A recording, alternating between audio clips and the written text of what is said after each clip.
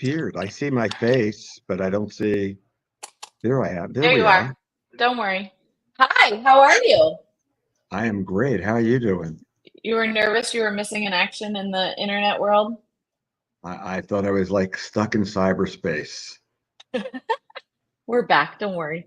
Um, I'm so excited for today. So thank you for joining. Excited to have you here. I know our guests, Jon, first of all, I think you and I could just chat about a million thoughts related to OCD and ERP for the full hour.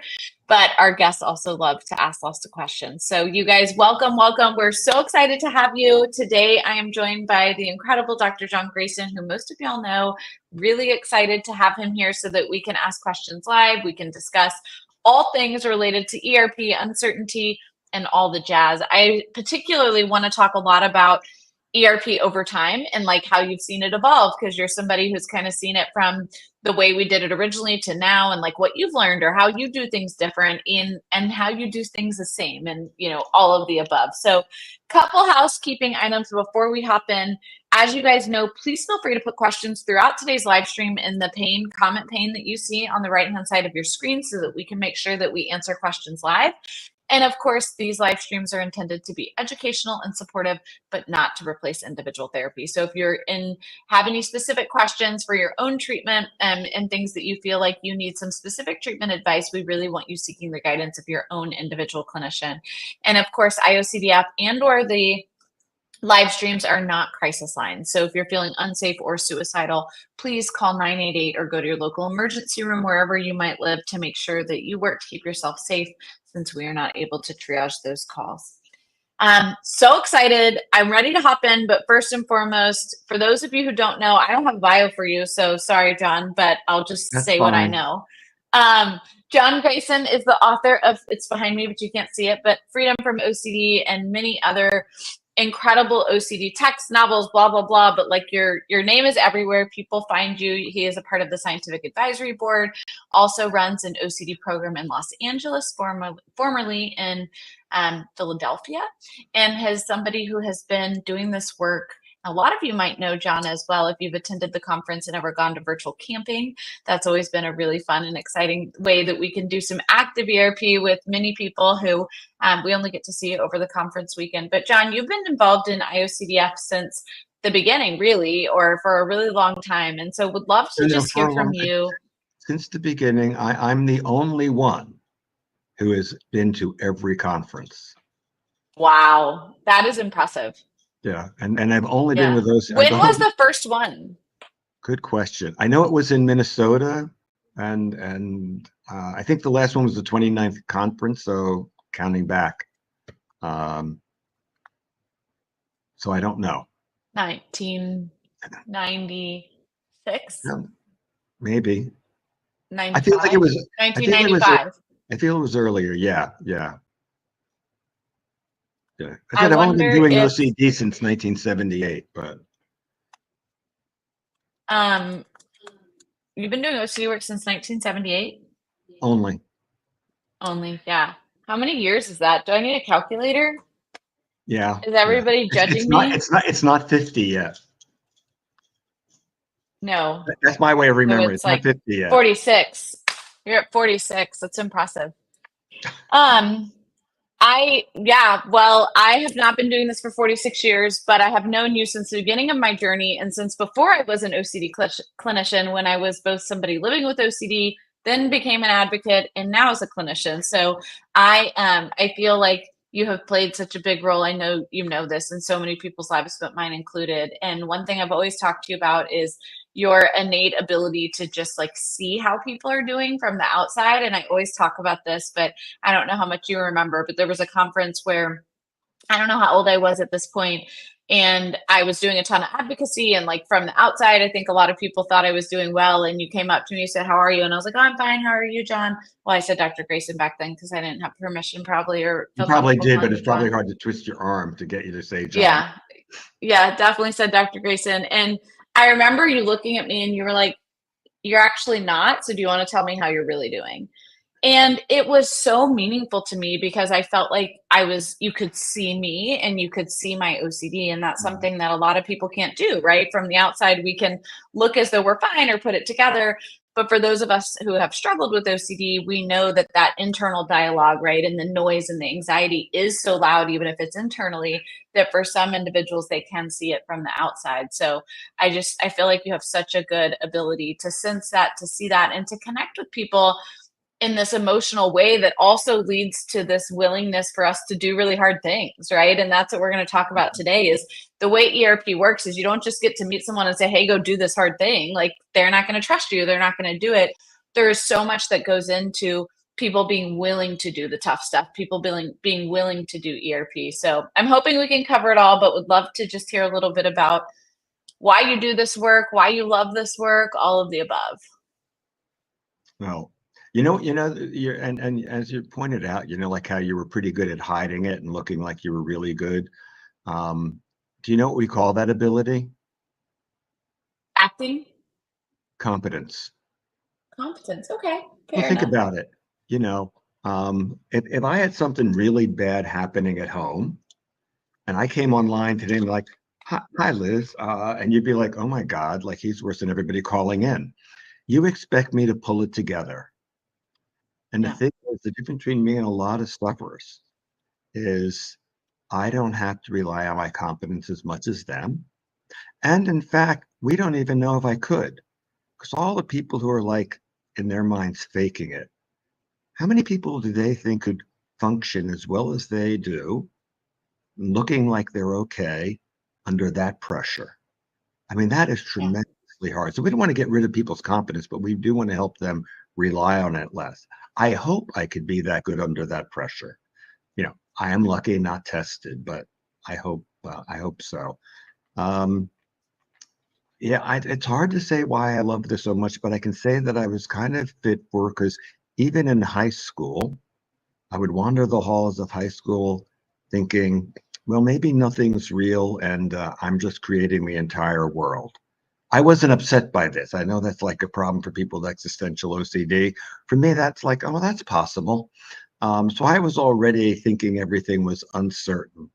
That and an eighth grade teacher who ended every sentence with more or less, which led to aggravating a lot of people because he was giving a talk where he said a particular Greek character committed suicide, more or less, which resulted in me saying more or less to everything for the next 5 years, which, but more or less and uncertainty kind of go pretty well together. So I think I was intellectually set for working with something where uncertainty is a kind of the core issue. Well, it feels like you already knew you needed to do uncertainty work before you really knew you needed to do uncertainty work. Right. Yeah. So I was lucky. The world prepped you for it. Apparently. Yeah. Yeah. Yeah. So let's chat ERP. I'm curious, and I would love to hear your thoughts. Actually, I don't think you and I have really talked about this, of just from early 1980s to today.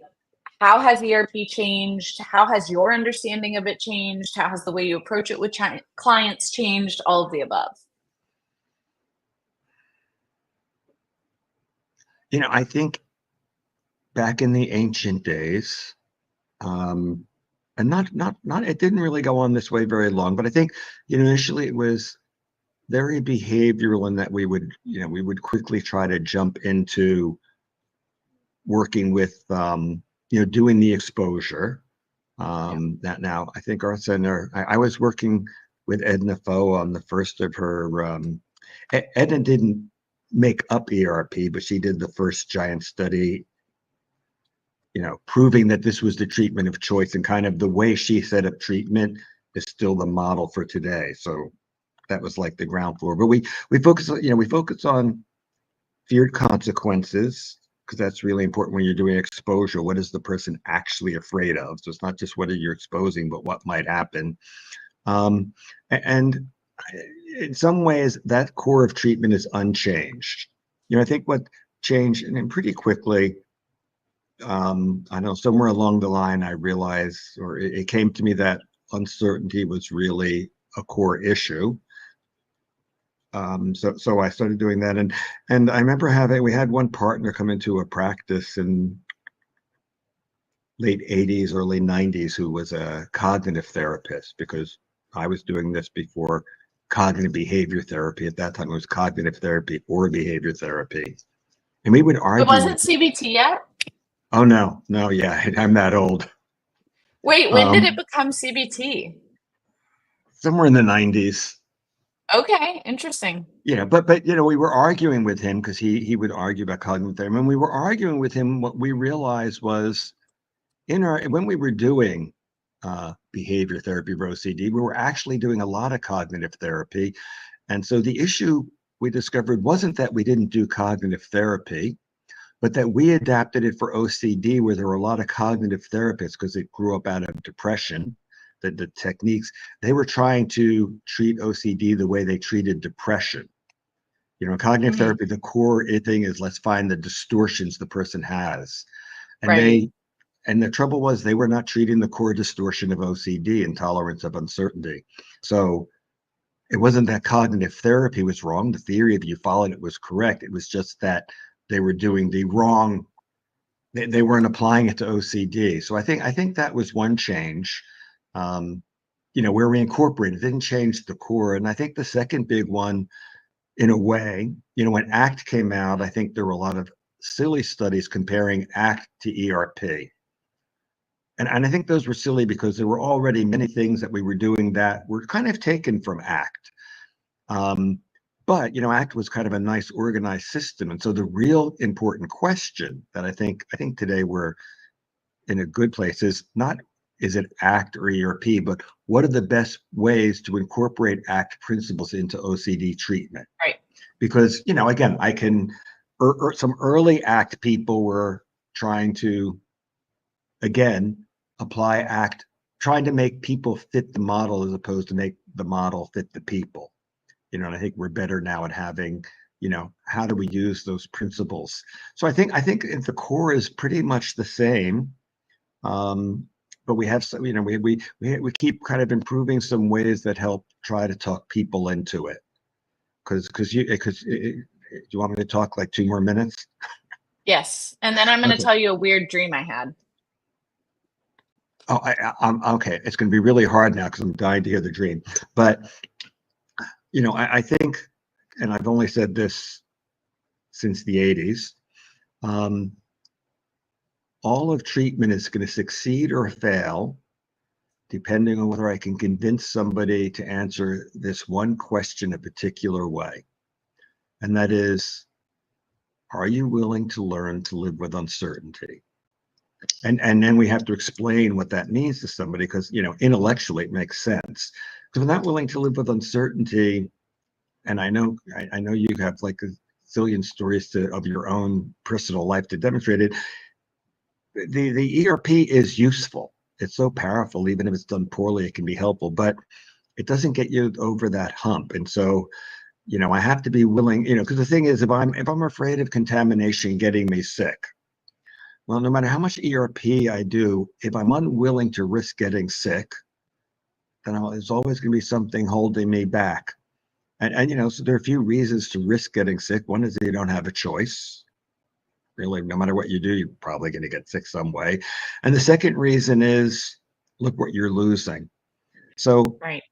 The question I'm always asking is, are you willing to live with uncertainty? Or the way I often word it to people, why would you take the risk?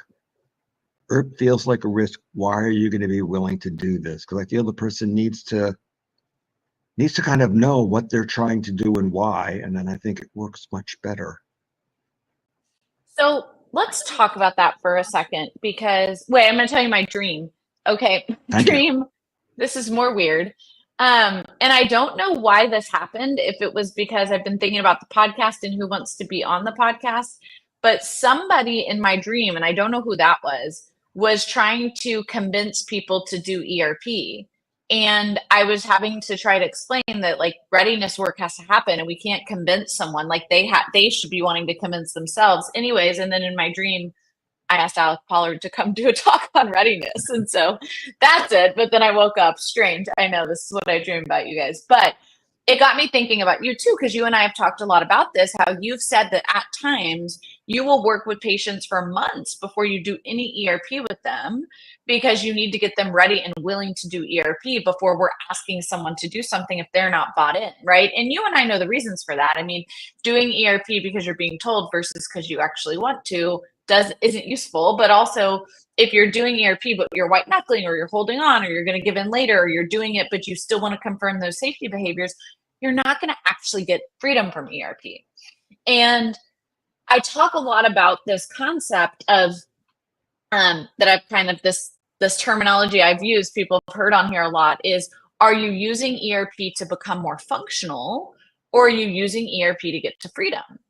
Because you can actually use it for either, right? Like I feel like for a decade of my life, I did ERP every day. I did what I was supposed to do ERP wise in the sense that I touched the scary things, I did the scary things, I didn't avoid and I didn't ritualize, but I was still internally holding on, right? Like mentally, I was still engaging or holding on to safety behaviors or holding on to knowing I'd be okay. I wasn't actually willing to take the perceived risks, right? Like that uncertainty kind of jump. And so in turn, it kept me really stuck, but it made me more functional. Yeah, what I find, Jon, is that so many people feel like I hear people talking all the time. ERP is cruel. ERP is like torture. ERP doesn't, and I get so upset by that, as I'm sure you do. But what I also recognize is that I understand what they mean. Because I do think if you're doing ERP with 1 foot in and 1 foot out, so like if you're doing the exposures and you're doing response prevention, but you're like gritting your way through and you're white knuckling and you're not actually accepting the possibility of uncertainty and you're not actually letting go, it is miserable. It is really uncomfortable. And it feels like this thing you have to do every day for the rest of your life where you're always having to do ERP to be able to function. By the way, I love the function. I heard you at the last conference and I saw the title Function or Freedom. I love that. I think sometimes we get a bad rap, unfortunately, deservedly, because sometimes when I hear what other therapists do, they're not really saying, why would you take this risk? Because, to get better is not good enough, because, it's like, I want to get better, but, I'm afraid my kids are going to die. I got to have a little better than just that, so why would I take that risk? And so I think some therapists are very, pushy about it and just kind of making a promise that they can't keep. Like somehow this is going to work, but like if I'm afraid my, ritual, my triggers are going to lead to the death of somebody, why would I take that risk? Why is exposure going to make me think they're not going to die? So maybe a low probability, but so I think, and so some therapists, are kind of pushy without being very thoughtful about it. I always tell people in the very first session, listen, I don't want you to do anything that I tell you to do unless I've convinced you. I'd rather have you argue with me than be a good little soldier. So I try to get them to promise they will argue. A lot of people feel really comfortable. My kids be good soldiers, though. If you can also teach me how to do that, I appreciate that. What, to be a good soldier? For my kids to be good soldiers instead of arguing with me all day, because that's my life lately. Well, think of this as great training for the world. So it's good they fight with you. It's one of the special skills they're learning from you. And by the way, you're probably a pretty verbal person, just judging. And I can tell you from experience that if you have two really verbal parents, you raise a monster of a child. I do. Yes, you guys. My kids. My son, who's 40, almost 42 now, nobody wants to argue with Josh. Because he's learned from his parents and he is expert. Yeah. So that's anyway. A plus side. But anyway, sorry, sidetrack, but back on track. Yeah. So how do you do that? Like let's talk about that. So if someone comes to you and we're saying, I have OCD, I want to get better, right? Like that's step one, that's great. But I'm not really willing to accept uncertainty and to take these risks. What do you do? Like, you don't jump into ERP. You don't. So one of my colleagues actually was giving me an example where she said, I feel kind of bad because I think I, kind of upset some clinicians recently. I might have like shut them down, but we had a disagreement and I want to hear your thoughts. And I was like, okay, what happened? And she said, people were saying that individuals with severe anxiety and OCD should be forced to go to treatment. And my answer was, actually, let's force them to get back to work or to have something valuable that then would encourage them to go to treatment. And they totally disagreed. And she's like, Liz, am I in the wrong? And I was like, no. I was like, when has treatment ever worked when we force someone to be here, right? Like, I haven't had that experience yet, but if other people have, great.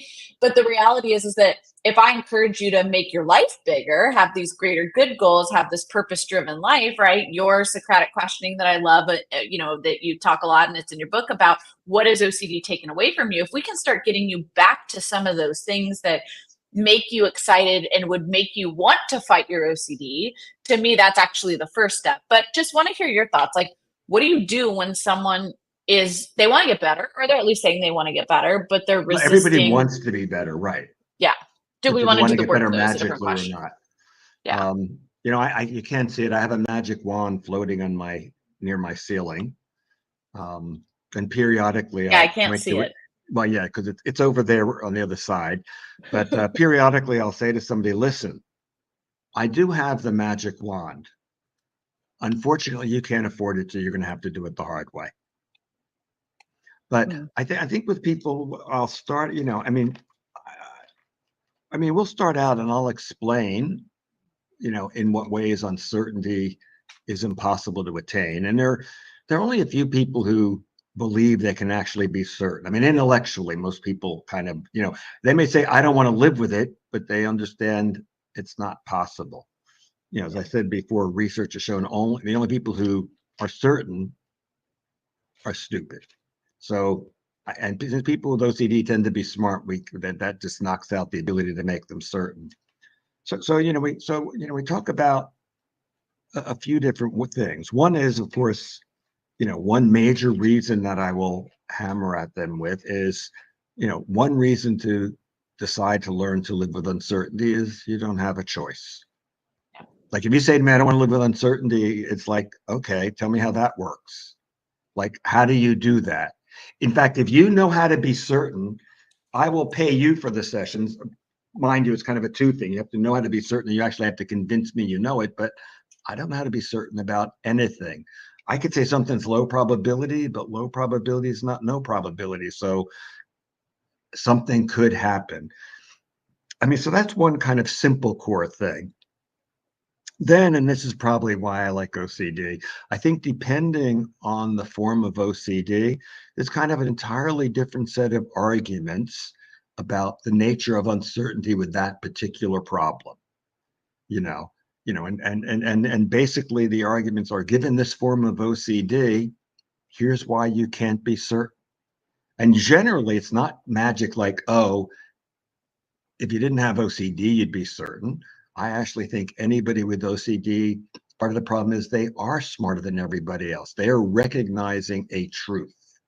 And again, I've said this a lot, so I won't do this too long, but a lot of the underlying concerns of OCD are the great questions of philosophy. How do I live in a world where me and my loved ones can die? What is the nature of God?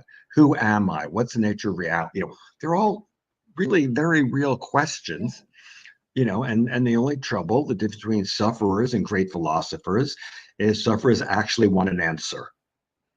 Right. So we'll go down and examining their form of OCD. What we're really pointing out is, here's why you're never going to have certainty in this area. Here's the nature of uncertainty you have to live with. And they say, but I don't want to. And it's like, but that's a fantasy world.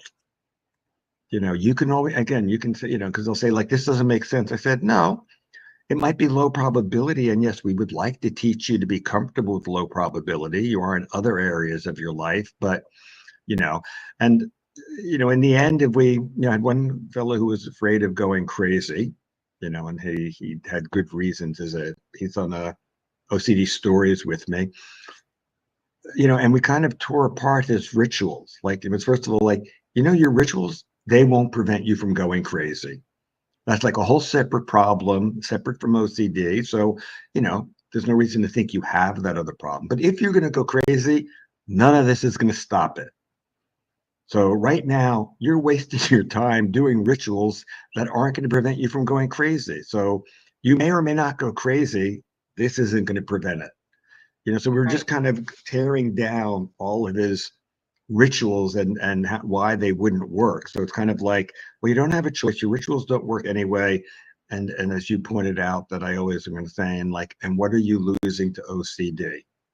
Right. So disaster might, do I want to have, if the disaster never happens, I might lose 50 years of life. And if a disaster does happen, I'll have lost the remaining time I could have had, even if it's only 1 year. So, we'll work through those things. And it's like I said, you don't have to like it, but there's not a choice. So Right. that's kind of the very first step. And depending on what I'm afraid of, it's very scary. And sometimes, other aspects of the person's personality play a role in it. So some of the fears they would have about themselves without OCD get rolled into OCD. So not everybody with relationship OCD, but some people relationship OCD have kind of a core belief that they're basically unlovable. Right. So it just kind of makes sense to them that somebody's not going to love them. If they have somebody they love, they're just terrified of losing it because this is like their last chance. So they don't want to take that risk. So we have two jobs. One is treating their OCD, and a secondary problem is like, helping them with their self-esteem. Right. Yeah. So I have a question here that I'm curious your thoughts on because I share this a lot. So I run a group here at the clinic with our residents called Fundamentals, and it's really about the fundamentals of ERP, and it's about 8 weeks long. And in the 7th and 8th week, we're doing things like what are your greater good, but also like having them teach us, right? What is ERP? What does it look like? And I usually start the group by saying something like, what do you think the goal of ERP treatment is? Like, if you are treated and you are doing great, what's the goal? And people will say all sorts of things. But what I have found is that often people will say things like, to learn to live with anxiety forever, to be okay never knowing your answers, to always have questions that are going to be unanswered, and it's certain things, right?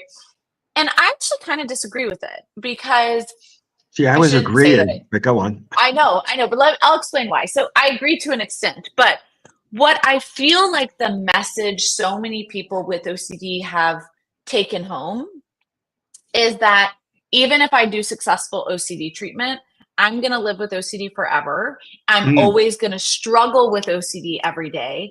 And I just have to like figure out how to live with this discomfort forever. And my push is that actually, while yes, we can't be certain about anything, and we need to be able to be at a place where we can allow and have tolerance of uncertainty, treatment does actually give you clarity. Well, And I I'll, want to push that for a second because some people, right? But like, I think about pedophilia OCD, something I've struggled tremendously with as a kid, right? In the throes of my intrusive thoughts and fears around sexual intrusive thoughts, I, of course, had to really lean into allow space for those fears, not answer them and let them be there. Now, as somebody who's way past that, like that does not trigger me at all anymore, even with 2 little kids that I bathe and change and all these things, I have total clarity that I'm not a pedophile. And you probably. might say, well, maybe you can't have uncertainty. Sure, right? There's still a degree, probably, right? But I feel confident in that, right? I trust myself again. And when I was in the throes of OCD, I didn't trust myself at all. Well, I think I'm only going to agree with you. Because Well, because you've heard me often. I'll ask people. I have this belief that you don't want to be maimed, paralyzed, or disfigured. Thankfully, everybody endorses that they don't want that.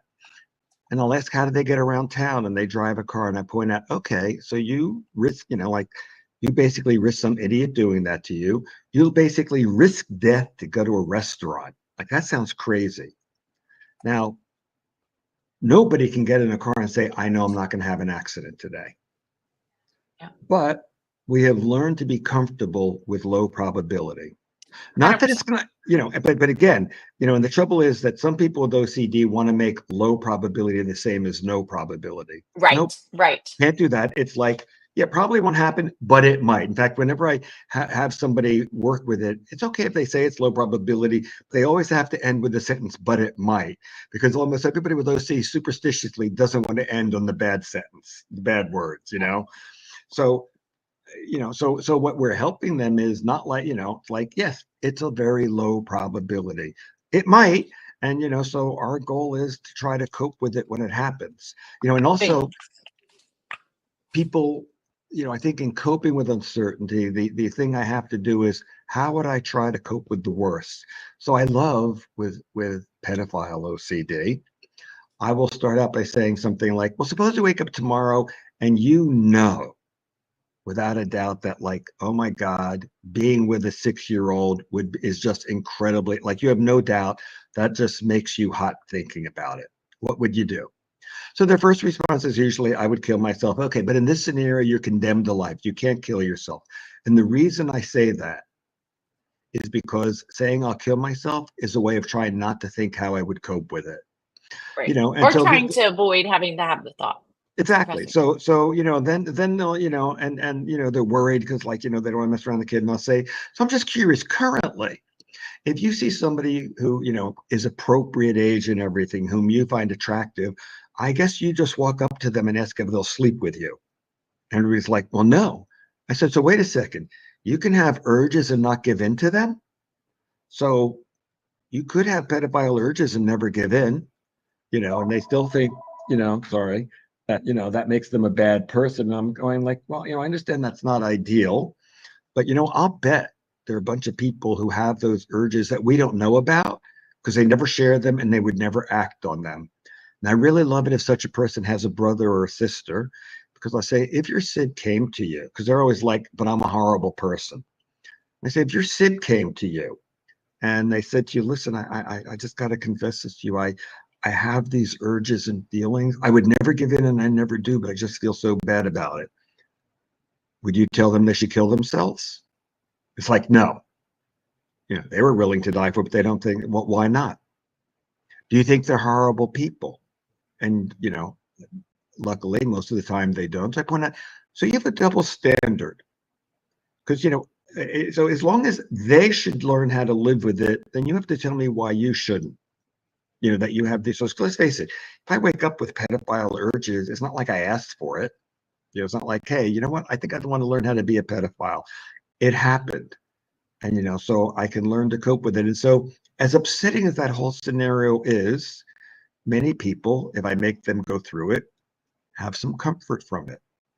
Not because they're like okay with being a pedophile, but because it's like, oh, there is a way I could cope with it. Like there is a life that could keep going on.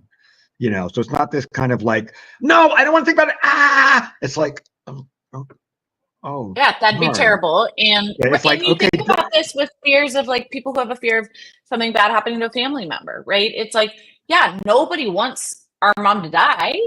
And chances are you're not going to outlive your parents, right? Like that's you sometimes, right? But that's the chances are that your parents, sorry, you know what I yeah, meant, the opposite. Chances are your parents aren't going to outlive you, hopefully. And so again, what I ask people though is I say, but if that happened, and most of their answer is like, wow, that'd be really hard.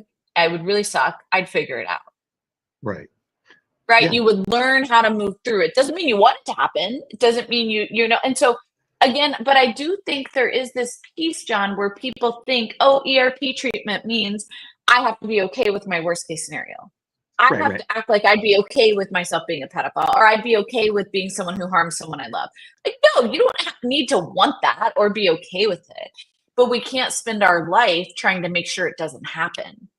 Right. And the in terms of exposures looking extreme, every exposure I do, no matter how bizarre it looks, because I'm good at bizarre exposure, they all are analogs of things that actually happen in real life, you know, in a very regular way, So like, I point out that, and even many people with contamination unless they're really bad, haven't figured this one out.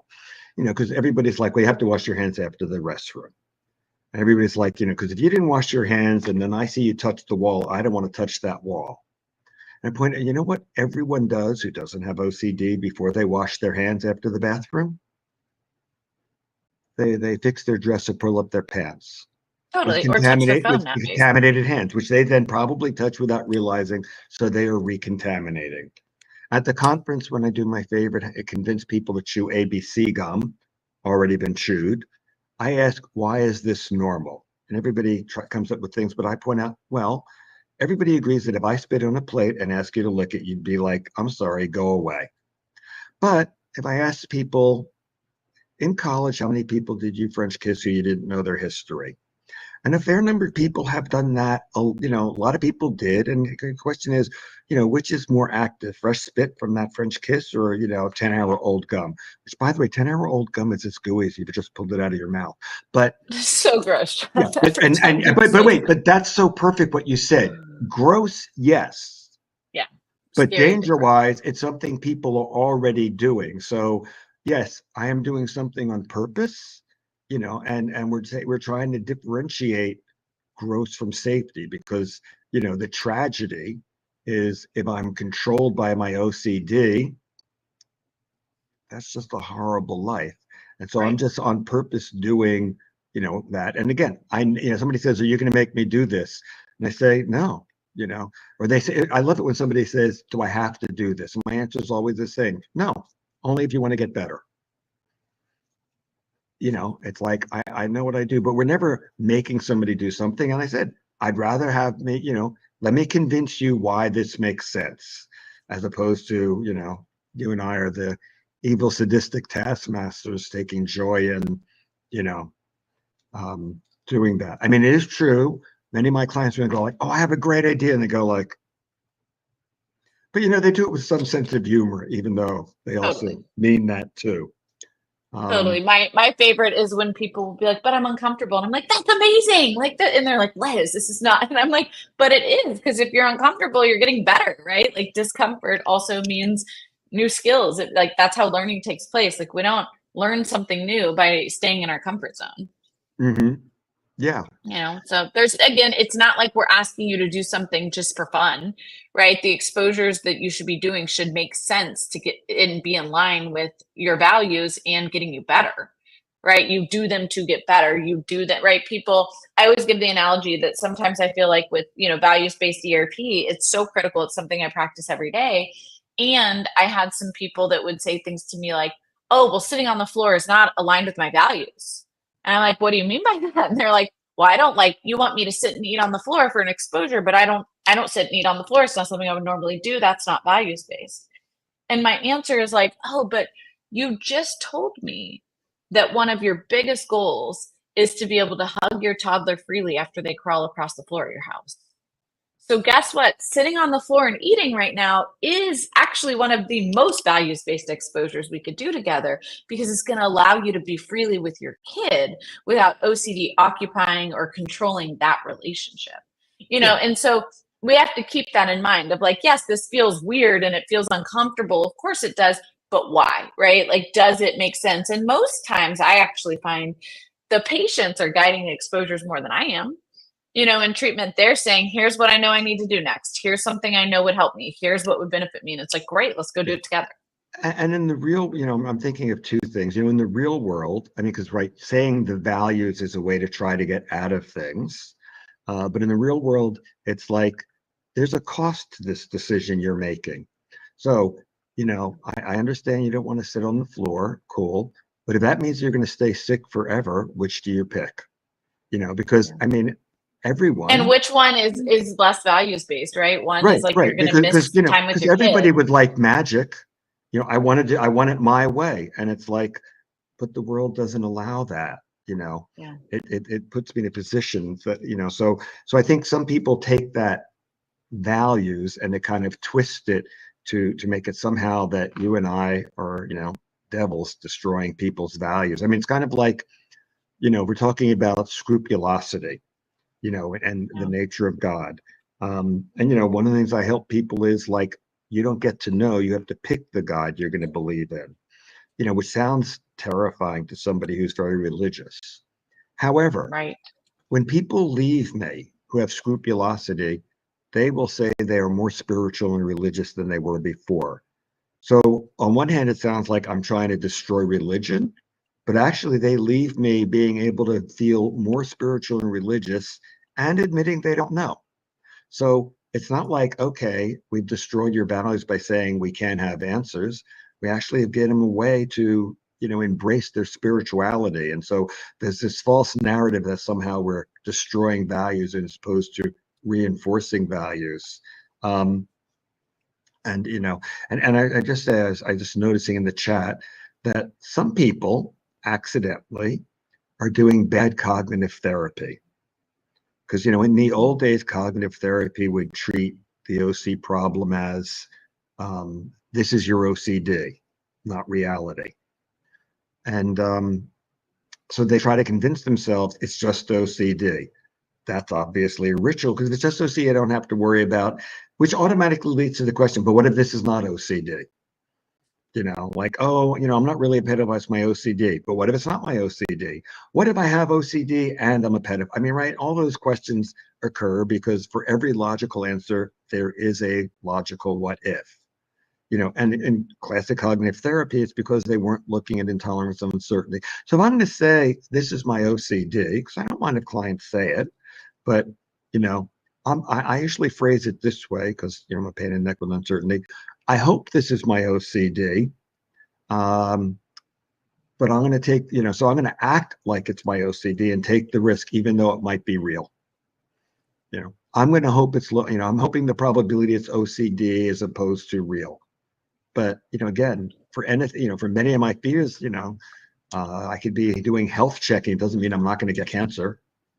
Right. Doesn't mean I'm not going to have a car Well, accident. that's the thing is, again, it's not about, like, if you do treatment, you're not going to have to spend your life living in this anxiety controlled environment of wondering every day if something bad's going to happen and feeling like you feel right now. You feel that way right now because you haven't done appropriate treatment. Right. Yeah. And so the goal of appropriate treatment is to get you clarity and to get you where taking the risk doesn't even feel like you're taking the risk. Right. And I give this and now talk a lot about this as you, but like everybody takes risks with something. Whatever your OCD isn't attached to, you take those risks, and candidly, you take them kind of freely. Right. And so think about the freedom you would have if you could do that same thing for whatever your OCD is attached Right. to. This is what we're going to teach you to get to, but, Exactly. I will agree. I think treatment can be as painful as having OCD, with just one minor difference. Treatment leads to an end of rituals and the other leads to endless rituals. But Amen. but it doesn't, it is hard. And yes, I don't know an easy way, Agreed. If we did, we would tell y'all. We're not holding it secret. We need to get to questions. We have about 15 minutes left, so we're going to hop in. First question at 11:05. If someone wonders if they have OCD, is there a process to seek a diagnosis? Is there a specific test that they can expect to be given for a diagnosis? And is there a best way to diagnose? Can I answer? Yes, I'm throwing them all to you. I mean, there's some tests, but I don't think they're really necessary. And I can't even say necessarily go to, go see a professional, because unfortunately, there are plenty of professionals who think, oh, if it's not hand washing or, checking windows, it's not OCD, which is shocking. Like, it's okay for the regular public to not know, but there are plenty of professionals who won't recognize OCD. I think the simplest way of diagnosing your OCD is there something I'm trying to be certain about? Very simple, that I'm not a pedophile, that I'm not gay, that somebody's not going to die, that, that I'm not evil for having these thoughts. So I think generally that's kind of the simplest way. I mean, I think, the only kind of form of OCD where I think that maybe there's more than that, but I think one form of OCD where that's not quite as applicable, as much as people try to convince me that uncertainty plays a role, but with hyper awareness problems, where like I keep focused on my breathing and I can't stand that. And It just seems like I can't stop doing that. Okay, for those problems, yes, I don't know where uncertainty plays a role, but yes, that's another form of OCD that we can help you with. And in terms of an OCD thought or an OCD, I mean, there's no such thing as an intrusive thought. All thoughts, no matter how horrible, are normal. So what makes a thought OCD is not the content at all. What makes a thought OCD is if you do one of two things, and you might do both. One, if you want to know exactly what the thought means. Does this mean I'm evil? Does this mean I'll do it? Does this mean whatever? Is this really me? So if you want to know that, that makes the thought OCD. And the second thing that makes the thought OCD is if I don't want to have it. I saw on the side many people doing, I'm doing this to stop my thoughts. I don't know how to stop thinking anything. So that's not the goal of treatment. My goal is, how do I learn to live with those thoughts and have the risk of whatever, even if they're really awful, gory, terrible scenes. I remember after seeing Silence of the Lambs, which incredible movie, terrifying. I remember having images of that movie, like a few of them stuck in my mind for like 2 weeks. So somebody else, if they had OCD, it's like, why am I constantly thinking this? And either they could just hate that the image is there, or they could start questioning, why am I holding on to this image? What does that mean? I don't have OCD, so it's just like, yeah, I'm going to be stuck with these horrible images. I don't know how long. Like I was allowing them to be there, but I hate saying allowing because that sounds like, oh, it was just so easy. I just knew I was going to have these terrible thoughts and terrible feelings, and I was okay having that. So allowing doesn't mean, oh, they're just there, no problem. No, it's like, wow, those really suck. That's an awful image. And I had the belief that someday it would leave. And if I wanted it to leave, I would guarantee that it would be there forever. Because the only way to not think a thought is to think the thought that you're not having, in which case then it's there. So that's just an endless circle. Totally. Yeah. And I think that I do think that I like your point that many of us are like, it's this unwanted intrusive thought. It's like, we have lots of people have unwanted intrusive thoughts. It's also about how do we respond to them and what do we make of them? Because everybody's funny. I remember asking my husband one day, I was like, do you have these weird thoughts about our kids, like similar to this? And he's like, yeah, all the time. And I was just like, oh, interesting, but it was just this like, yeah, like that's not unique. We all have them. It's just the difference is the impact they have and how much attention. And in fact, that's also why we even remember them. A lot of people don't even remember their intrusive thoughts who don't have Right. OCD because they're not responding to it, right? It comes and goes. Right. And then someone says it and they're like, oh, now that you say that, yeah, I've thought that before, but it's not something they're thinking about. Right. And I like this. I have this, I collect and save sound bites in case I ever write a book of my sound bites. So the one that's pertinent to here, we're not crippled by our fears, but by our avoidance of them. Can you repeat that? We're not crippled by our fears, but by our avoidance of our fears. Yeah. Yeah, totally. We Yeah. think the fear is what cripples us, but it's actually how we respond. Yeah. 100%. Next question from Ashley. She said, I would like to ask how I can reduce mental compulsions, especially when I'm doing them to prevent intrusive thoughts. I worry that if I don't rhyme certain words, it'll put me in a worse state, and then I will believe my intrusive thoughts. I do a lot of reassurance. How do I respond differently? Well, if if Liz and I could fix you right away, that would be cool. So, you've already heard me answer part of this. We don't try to prevent what you're calling intrusive thoughts because they're normal thoughts, even if they're horrible. We have to learn how to live with them, not avoid them, not try to do something about them. And, you worry about believing your intrusive thoughts. And the best any of us can do is, I think maybe I don't believe them. I hope that's true. And I'm going to live with that risk. And of course, if we knew the nature of your intrusive thoughts, I would be giving you even a more detailed response of how do I live with whatever that possibility is?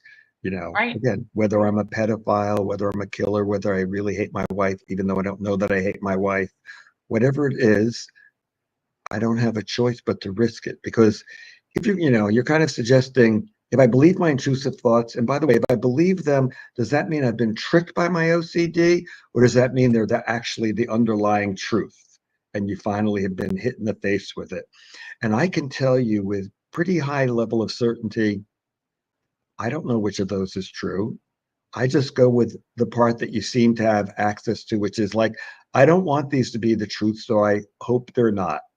And if they were true, how would I try to not make that the truth I live by, whatever whatever that means? I mean, okay, maybe I have thoughts that make me like not a great person, but how am I going to try to cope? I always have this question to which there's no answer. But imagine two people. One person is really giving and they're always doing all wonderful things for the community. Another person really doesn't like people, really doesn't want to do anything for anybody, but they believe it is the right thing to do, so they make themselves do all the stuff that they really hate doing. And the question is, who is better? The person who does it naturally or the person who sacrifices more to do it? There's not a right answer. So even if I turn out that I am a pedophile, and I really find those thoughts exciting, and I just can't. It's something I can do. I do, but I choose to never give in, and I choose not to feed it by looking at porn because I think that might just put me in a bad situation. Am I a bad person, or am I really better than everybody else because I actually have to work to be good? Everybody else, it's easy. So, there are ways to look at those things. I don't get to ask for certain things. So, and there's always a question, well, what if you're a pedophile and you give in? It's like, oh, okay, that'll be a problem. And then treatment will focus on like, yeah, so what will we do after you give in? And what are we relying on? The only thing any of us have, the odds. Low probability events can happen, but generally the odds are in your favor. So I cling to that. A lot of you guys are giving great insight to each other and chatting in the chat. And so I'm trying to get through the messages to get to our next question because I'm loving all the commentary. But the next question I see is at 11:31 says, biggest fear of mine is being less socially capable or active within people and society. Almost OCD is making me feel like an alien, and it makes me feel as strange as an alien too. How do I do ERP about this? Sounds like probably some social anxiety. Yes. I think, I think if therapy is going to involve two things, because many people who have social fears and worry about what people think, it turns out that they actually, although they feel incredibly uncomfortable and out of place and like everything they're saying is wrong, plenty of them actually, nobody else notices. Right. Some people might actually have some social skills deficits. So, I mean, it's kind of a twofer. It's like, okay, I would like to be with a decent therapist because a good therapist will tell me, okay, yeah, that thing you do, yeah, we need to help you stop doing that. But the other thing they're going to do, the scarier thing is, let's have you go out and be and practice being in social situations and learning to deal with being awkward, and not letting that control you. That's not actually even just an OC thing. Like some people are incredible at small talk. I'm really bad at small talk with strangers. I remember going to my wife's work. There was like a Christmas thing, and so she's off talking to people, and I'm standing there alone, feeling really awkward. So I'm by the food table because might as well eat. And there's this other husband there, and the two of us are trying to talk to one another. And it's really pathetic because we're not capable. Like a conversation almost stops and it just awkwardly dies. I kind of almost wanted to say to him, I don't know why I did. I didn't think he would understand. I said, like, this is pretty funny. We're both feeling really awkward and like we just don't know how to talk. Because that's what was that. So I was kind of observing what was happening. I was okay with feeling awkward. I don't mean like I didn't mind feeling awkward. I just understood like, yep, you're going to feel awkward right now. And this is going to go on for a while. And then, of course, the thing that happened is his spouse came over. She apparently was good at small talk because then we had a nice three-way conversation. Everything was comfortable, So it wasn't me that fixed that. I don't know what she did, but she was good at that. So it doesn't matter who you are. You can feel awkward, but am I going to let that control me, or am I going to hope that this is just me? So I'm going to go with hope. Like, yeah, maybe I'm acting really awkward, or this is awkward. And, certainly awkward when you try to have a conversation and it just drops dead in the middle. But okay, I'm going in going like, Right. yep, this is going to be awkward. I'm expecting this, as opposed to like, oh my God, I'm not allowed to feel this way. And I just feel like I'm sticking out. It's like, okay. So, we would start out by having you do it, do exposure, being in social situations, because if you're socially awkward, you're certainly not going to learn to be better not doing that. You Right. might need a therapist to help design that for you, because social situations are complicated. I hope that's a good answer for you.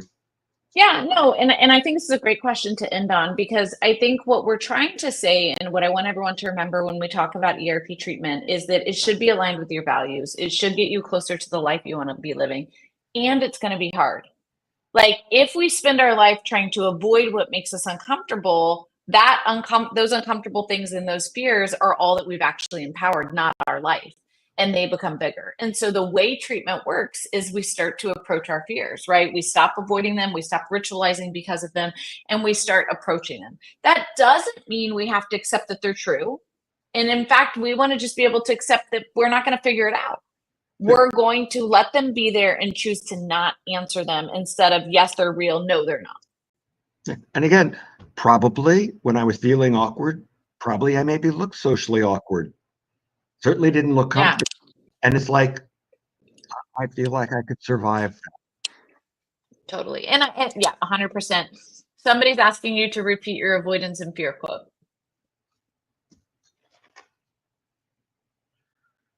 We're not crippled by our fears, but by our avoidance of our fears. Love it. Well, thank you so much for joining, Jon. As always, it's amazing to have you on, and I love our discussion and candid conversations that we're able to have about ERP. And I hope that people don't leave this webinar thinking ERP is scary and this torturous process, but instead you understand that it is a means to get you to freedom and to get you to a place where your life is no longer controlled by anxiety and rituals. And can I say one other thing? Of course. The things that you have to do for this aren't like, oh, you have OCD, so you got to do this terrible stuff. Everybody needs to do this. And people who overcome OCD are not normal. They are better than normal, because the average person, though handling uncertainty better than you, they have a lot of trouble with it. And we find that the people who cope with OCD are actually way better than the average person at coping at all the other uncertainties of life that drive everyone else crazy. So it's kind of the consolation prize. You'd rather not have this problem. You don't get that choice. But at least when you overcome it, you're better than everyone else. 100%. So remember that. Thanks, you guys. We will see you back. I'll be back in 2 weeks. Next week, of course, we do not have our live stream on Wednesdays because we do Research Roundtable, but really, really excited to be back in 2 weeks. And I think Chris Johnson will be back with me then. Dr. Grayson, thank you for joining. Love the conversation and excited to continue it. My pleasure, Dr. McIngvale. Bye, guys. See you later.